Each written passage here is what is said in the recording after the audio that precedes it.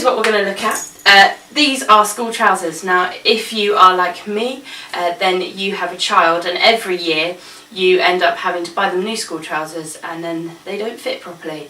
They're probably going to fit them around the waist, because that's what we all go for, that we can get them to actually go over them and stay up. And fantastically now these days is most kids' trousers have this wonderful elastic inside, so you can adjust it as you go.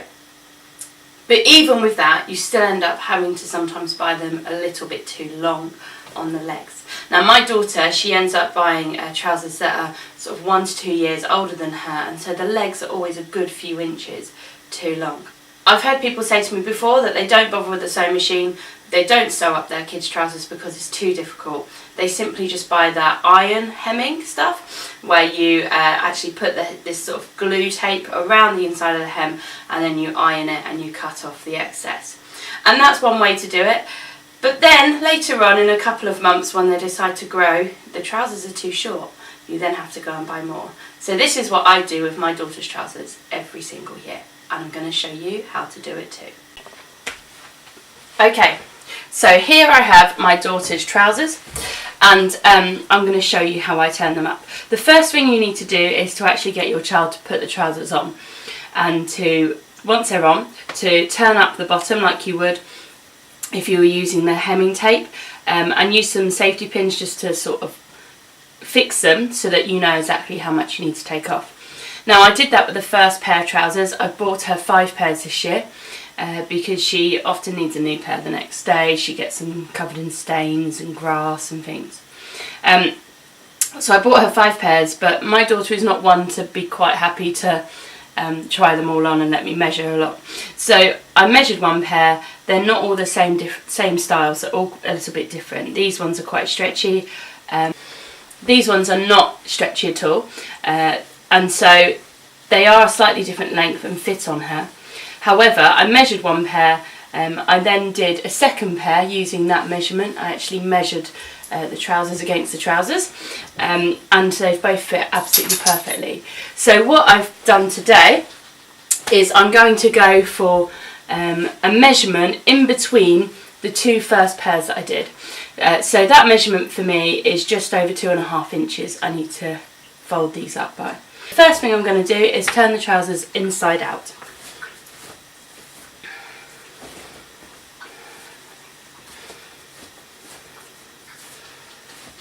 Okay, that's really, really important. A lot of sewing things require you to have the material facing the wrong way. So once the trousers are inside out, and I'm going to fold the ends up just like you would using the hemming tape to just over 2.5 inches. I've got my tape measure here. This tape measure was my mum's. It's very old.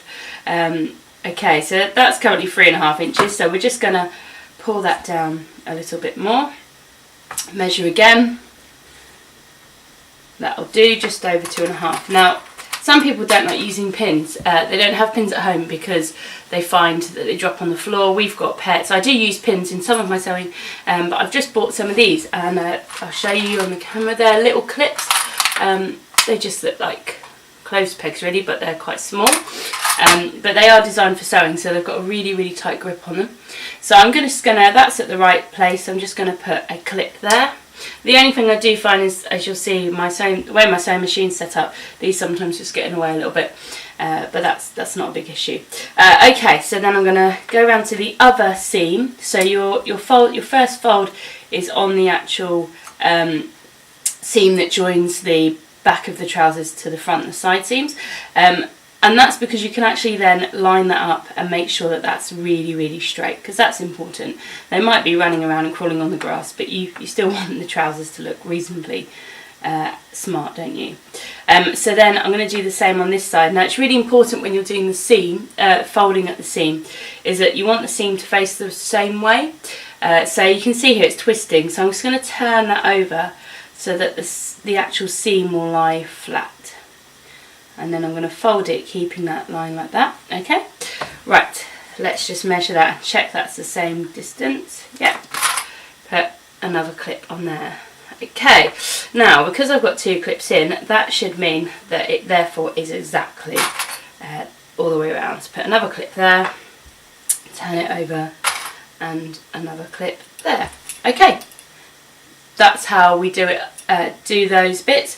I then do the same on the other leg, but we can now take this to the sewing machine. Okay, so here I am at my sewing machine. I have a Toyota sewing machine. I'm going to turn it on.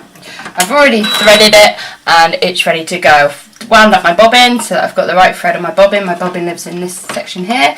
And oh, look at that, that thread's come off the needle, so I'm just going to thread that again.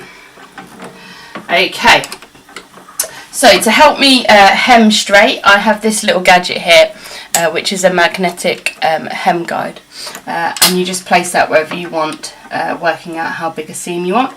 This is pretty perfect for what I'm doing today. You might want a bigger seam, but I tend to find the edge of the foot is actually quite a good allowance for most seams, especially when I'm not using a pattern, so I can choose whatever seam size I want. So I put that there, and I'm not going to watch my needle, which is what I used to do. I'm going to actually keep the fabric lined up with that bit there.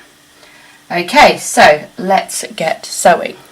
Okay, so I'm going to set my sewing machine stitch length to a number 2, which is the second shortest straight stitch that you have. You could use a zigzag stitch and things like that. You could even use an overlocker if you have one. However, remember, this is about being able to take them down later on when they've got to tool for them. I have used an overlocker before and decided after trying to take them down, I really didn't have that much time in my life. Overlockers use so much thread, they make such a good secure seam. It's really not worth the hassle of then trying to take it off again. So I'm just going to use a straight seam. If I find that the seam breaks at any point, I can just do it again. It's not very difficult. Okay, so we are ready to sew. So the first thing we need to do is to get this trouser leg onto the machine. Now, because it's a hem and we're going all the way around, it's really easy to, if you've got like a sort of kids box that sits on the front of your machine like that, just to take it off.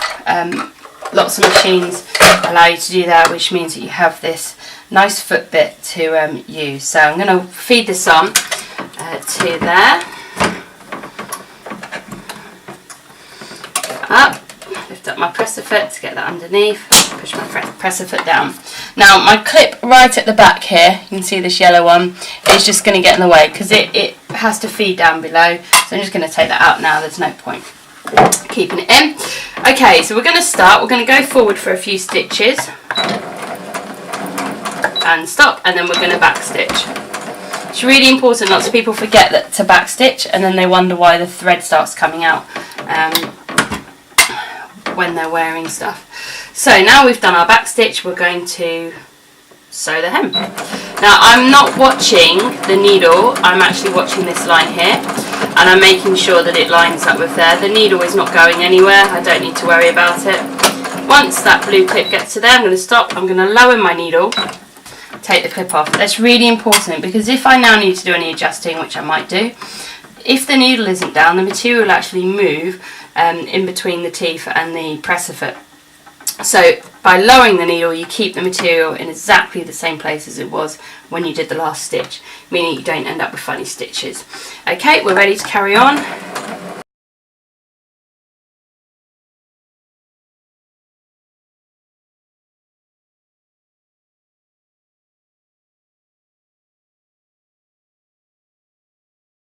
So here we have some loose bits of thread from the machine. I've got some very useful scissors here that I bought from Amazon, but you can get them all sorts of places, but they're really good for just sort of snipping off bits of thread. They're really sharp. If ever your scissors go blunt because someone has used them for paper or cardboard or just over time, a really good trick is actually just to cut some tin foil with them a few times, and it sharpens up the blades. So I've done this with these a few times now, I've used them so much.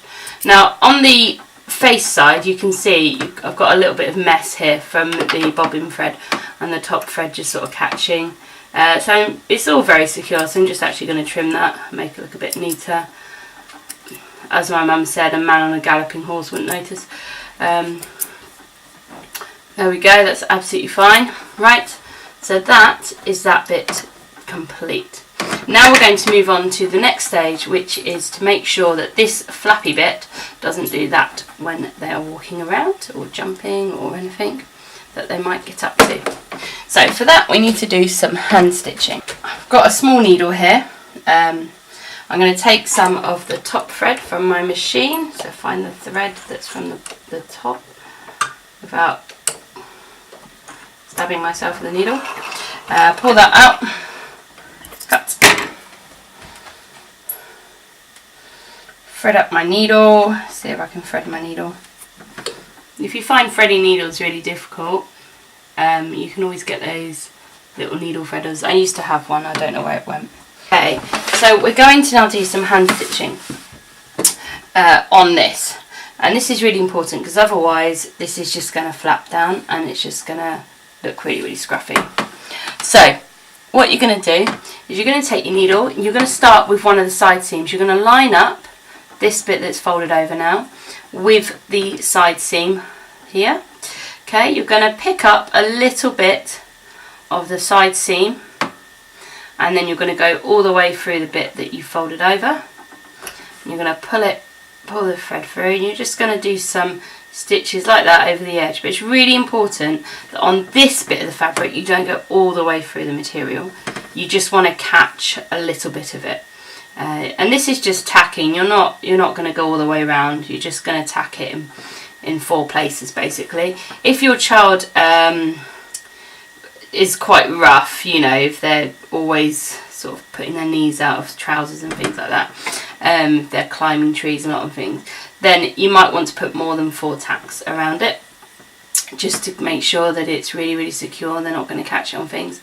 But my daughter doesn't particularly do those sorts of things, so 4 works absolutely fine for her. So I'm not going to do many stitches on that, but you could add a lot more if you think your child might need more securing. Now my needle has just come on thread, which is very annoying.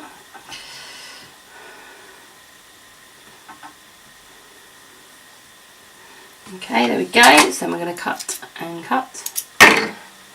Right, thread the needle again. Now we're going to go to the other side seam and do exactly the same on this side. This just holds it in place. Make sure you're not pulling this up. You want it really flat, okay? So don't stretch it or anything, just lay it flat, let it feel quite relaxed in your hand. Catch a little bit of material, but not all the way through.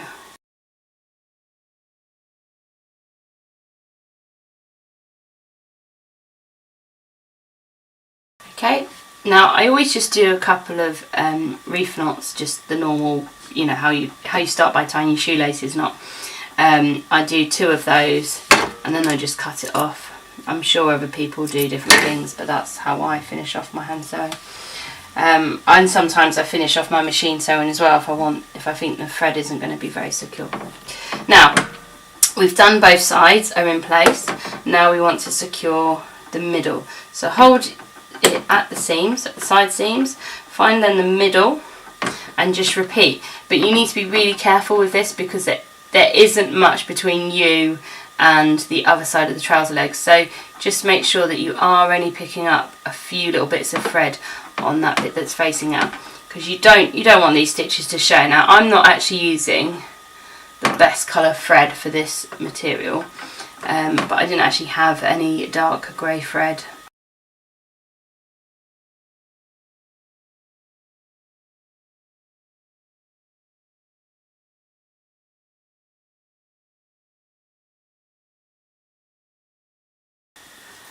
Let's see what we've got. So I've already done the other leg anyway. So we're going to turn them inside out and just check that the legs look neat. So you can see obviously they're bulkier than if you cut off that material, but as I'll show you in a minute, you can't really see that once they're wearing them. And it means that in a few months when they grow, you can simply just undo your stitching, remeasure and restitch back up. So you can see here, I don't know if you can, but There's a slight little pucker in the material, and that's where I've just slightly gone too far through. It'll be invisible once they're on, but if you're being very critiquey, you might notice. Okay, so my daughter's home from school, and she's just tried on the trousers, and as you can see, they fit absolutely perfectly. Just going to do a little twirl for you there.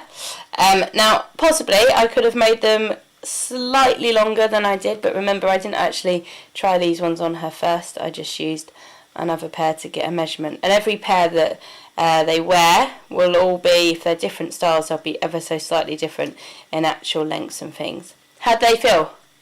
Good. They feel good. So there we go. That's how you turn up a pair of school trousers so that you can lower them down again later on when they grow a little bit. Thanks for watching. Don't forget to subscribe below and like my video or comment if you've enjoyed it. Thanks, bye.